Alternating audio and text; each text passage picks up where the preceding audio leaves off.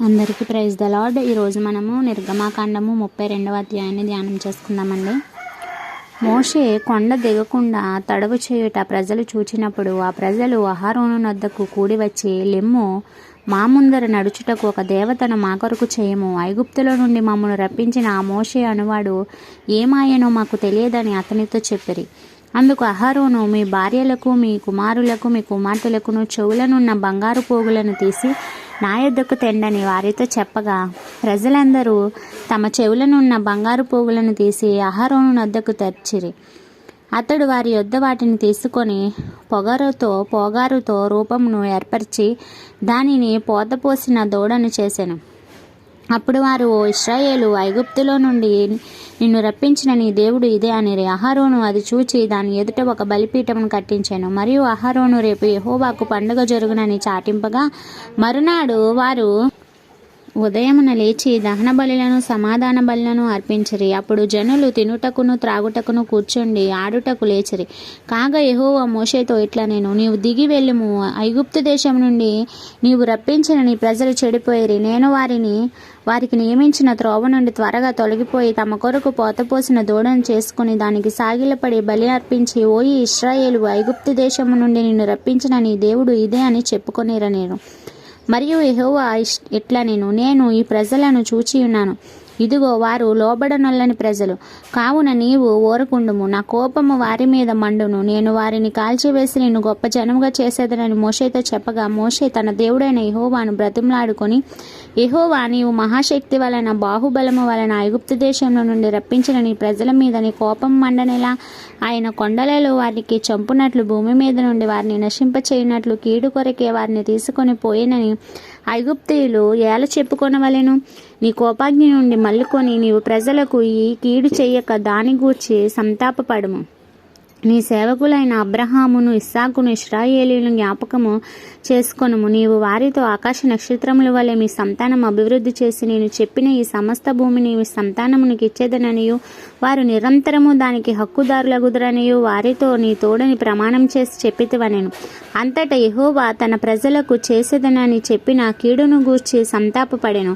మోషే శాసనములు గల 2 పలకలను చేత పట్టుకుని కొండ దిగి వచ్చెను. ఆ పలకలు ఇరుప్రక్కలను వ్రాయబడినవి. అవి ఈ ప్రక్కను ఆ ప్రక్కను వ్రాయబడి ఉండెను. ఆ పలకలు దేవుడు చేసినవి. ఆ పలకల మీద చెక్కబడిన వ్రాత దేవుని చే వ్రాత. ఆ ప్రజలు పెద్ద కేకలు వేయుచుండగా యెహోషువ ఆ ధ్వని విని, పాలెములో యుద్ధధ్వని అని మోషేతో అనగా, అతడు, అది జయధ్వని కాదు, అపజయధ్వని కాదు, సంగీత ధ్వని కాదు, నాకు వినబడుచున్నదనెను. అతడు పాలెమునకు సమీపింపగా ఆ దూడను వారు నాట్యమాడుటను చూచెను. అందుకు మోషే కోపం మండుకొనెను. అతడు కొండ దిగువన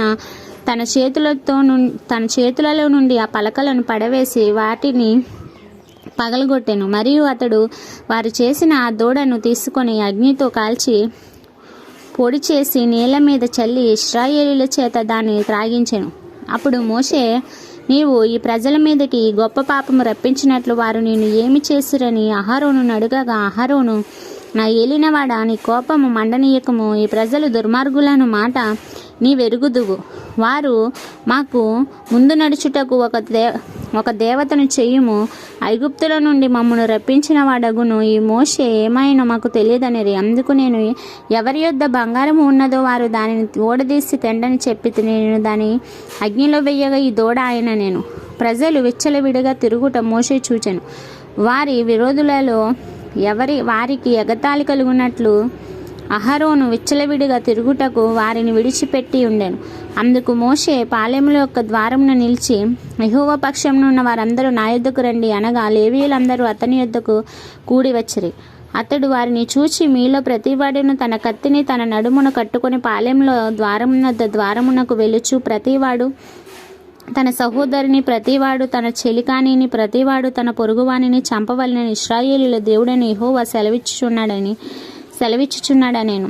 లేవీయులు మోషే మాట చొప్పున చేయగా ఆ దినమున ప్రజలలో ఇంచుమించు 3,000 మంది కూలిరి. ఏలయనగా మోషే వారిని చూచి, నేడు యెహోవా మిమ్మును ఆశీర్వదించినట్లు మీలో ప్రతివాడు తన కుమారుని మీద పడియే గాని తన సహోదరి మీద పడియే గాని యెహోవాకు మిమ్మును మీరే ప్రతిష్ఠిత చేసుకొనుడనేను.